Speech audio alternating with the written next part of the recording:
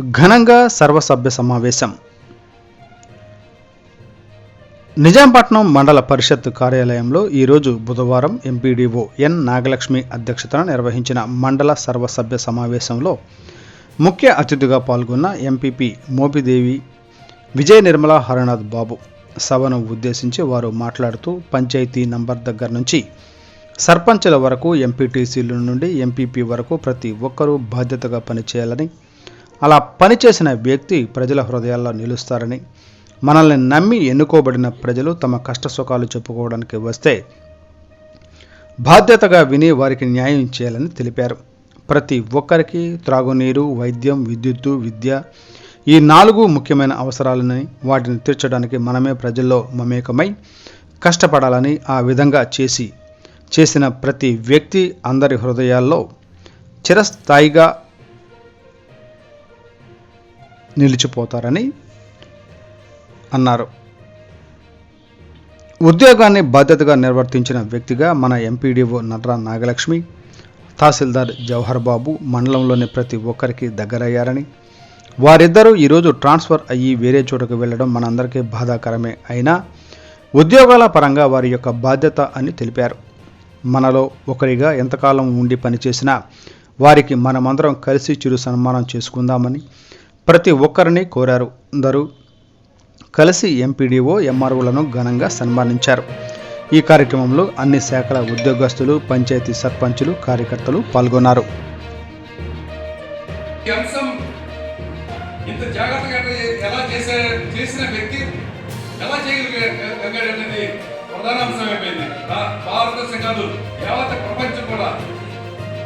ప్రపంచం ఈ ఆంధ్రప్రదేశ్కి వస్తుంది, ఏంటి కొత్త పథకాలు అని. అలాగనే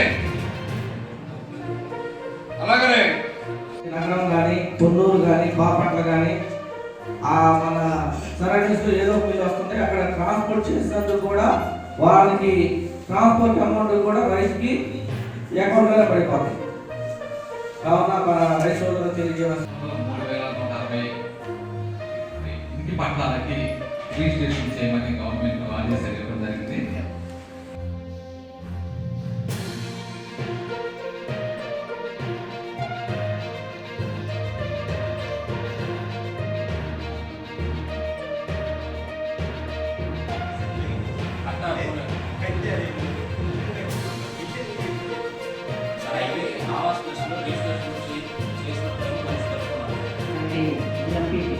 వైఎస్ఆర్సీపీ గారికి, మార్కెట్ యార్డ్ చైర్మన్ గారికి, తహసీల్దార్ గారికి, చేసినటువంటి గౌరవ ఎంపీటీసీలకు, సర్పంచులకు, మండల స్థాయి అధికారులకు, ప్రింట్ అండ్ ఎలక్ట్రానిక్ మీడియా వారికి అందరికీ నమస్కారం. ఈరోజు మనకి 3 months అయిపోతున్న కారణంగా ఈరోజు సరస్వతి సమావేశం ఏర్పాటు చేయడం జరిగింది. దానిలో అనుకోకుండానే ఈరోజు నాకు ఇప్పుడే రిలీవింగ్ ఆర్డర్స్ వచ్చింది కృష్ణా జిల్లాకి. సార్కి ఫోన్ చేశాను, కృష్ణా జిల్లా వచ్చింది అనగానే మన హర్నాథ్ గారికి వెంటనే అక్కడ ఎమ్మెల్యే గారితో మాట్లాడి చదువుపని చేయమని చెప్పారు. అది కూడా వెంటనే అయిపోయింది. అక్కడికి వెంటనే ఆర్డర్ ఇస్తారు.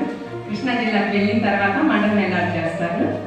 ఈ 4 సంవత్సరాలు ఇక్కడ నేను ఎక్కడ ఖాళీ లేక ఇక్కడికి వచ్చాను.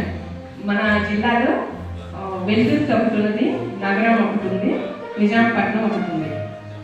నగరం కన్నా నిజాంపట్నం బాగుంటుంది, ఇంటికి వెళ్ళటానికి రావడానికి బాగుంటుంది అనే ఉద్దేశంతో ఇక్కడికి వచ్చాను. ఏదైనా ఇబ్బంది అయితే ఇంకెక్కడైనా చూసుకుందాం దగ్గరలో అని. కానీ ఇక్కడికి వచ్చిన తర్వాత దూరం అందరూ అన్నారు, నిజాంపట్నం వెళ్తున్నారేంటి, నిజాంపట్నం వెళ్తున్నారేంటి. అది అంటే వేరే ఈరోజు వివిధ శాఖల సమీక్ష సమావేశం జరిగింది. చాలా సంతోషం. ఈ రాబోయే రోజుల్లో ఈ ఆర్ఎంటీ వాళ్ళకి ఈ ఇంకేషన్ రిక్వెస్ట్ అండి, కొంచెం ఫాస్ట్గా మూవ్మెంట్ ఇచ్చి ఇంకా ఆ వర్కులు చేయండి. ఆర్మీ దయచేసి ఎందుకంటే యాక్షన్ మూవ్మెంట్ కాబట్టి. అలాగే ఇరిగేషన్ వాళ్ళు రేపు సీజన్ దాకా కాకుండా ఈ సమ్మర్లో చేసే పనులని గుర్తించి చేయండి. అలాగే డ్రైనేజ్ వాళ్ళు కూడా కొన్నూరు డ్రైనేజ్ చెప్పండి, కొంచెం నమ్మకం బాగా ఇబ్బంది ఉంది, మన సైక్లోన్ బాగా ఇబ్బంది. అలాగే ఈ రాబోయే ఎలక్షన్స్కి మన ముఖ్యమంత్రి జగన్మోహన్ రెడ్డి గారి ఢిల్లీలో సిద్ధం అని ఎలక్షన్ సర్కారు చూపించాము. మనందరూ కూడా సిద్ధమేనా? కంపిటీషన్ సభ్యులంతా సిద్ధమేనా? మనం ఇప్పటి నుంచే గవర్నమెంట్ చేసుకుంటూ మనం పనిచేస్తేనే ముఖ్యమంత్రి గారి కొంత నుంచి మనం అందుకోగలం. అలాగే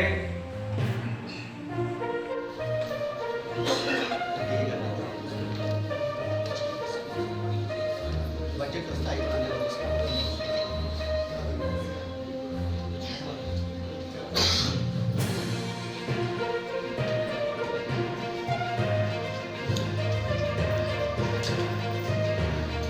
తరఫునండి ఓ 2 మాటలు మాట్లాడతాం. గౌరవ ఎంపీపీ గారి పర్మిషన్తో మా ఎండిఓ గారు 4 సంవత్సరాల నుంచి ఇక్కడ సర్వీస్ చేస్తున్నారంటే చాలా గ్రేట్ అది. నేను బయట వినేది నార్మల్గా నిజాంపట్నంలో అధికారులు రావాలంటే భయపడతారు అని విన్నాను. కానీ ఒక 4 సంవత్సరాలు ఎంపీడీఓ గారు ఇక్కడ పని చేశారంటే ఎంత గ్రేట్ ఆలోచించారు. మొత్తం భయపడతారా? వెళ్ళేటప్పుడు మన ఎంపీడీఓ గారు వెళ్ళేటప్పుడు బాధపడుతున్నారు. కృష్ణా జిల్లా చల్లపల్లి వెళ్తున్నారంట. మళ్ళీ సార్ వారి రికమెండేషన్తో మళ్ళీ ఇదే నిజామాబాద్కి వస్తారు. ఎంపీడీఓ గారి గురించి చెప్పాలంటే స్పెషల్లీ మహిళా అధికారులు వినండి.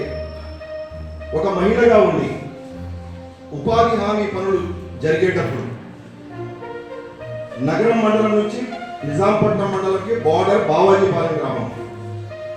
నేను మసీద్ నుంచి 6:30-7ంటికి వచ్చేటప్పటికి మేడం గారు సైట్లో ఉంటున్నారు. ఆ కాలంలో తవ్వేట నేను లేట్ అవుతున్నా, ఎండిఓ గారు ఆల్రెడీ అక్కడ ఉంటున్నారు. అంటే ఒక మహిళగా తను కూడా ఇంట్లో వారు కూడా ఇంట్లో పని చేసుకొని వారికి పిల్లలు ఉంటారు, హస్బెండ్ ఉన్నారు, వాళ్ళకి అన్ని చేసి పెట్టి మళ్ళీ ఉద్యోగానికి వస్తున్నారు అంటే ఎంత గ్రేటు ఒక్కసారి ఆలోచించండి. సో వారు ఈ 4 సంవత్సరాల్లో నేను చూసినంత వరకు ఎక్కడ కూడా మన సర్పంచులతో కానీ అధికారులతో కానీ స్పెషల్లీ ఇప్పుడు వాలంటీర్స్ మరియు సచివాలయం స్టాఫ్ ఎక్స్ట్రా ఎంప్లాయ్మెంట్ అయింది ఈ పీరియడ్లో. ఇప్పుడు వారితో ఎంతో అంటే అసలు వాలంటీర్స్ సచివాలయం స్టాఫ్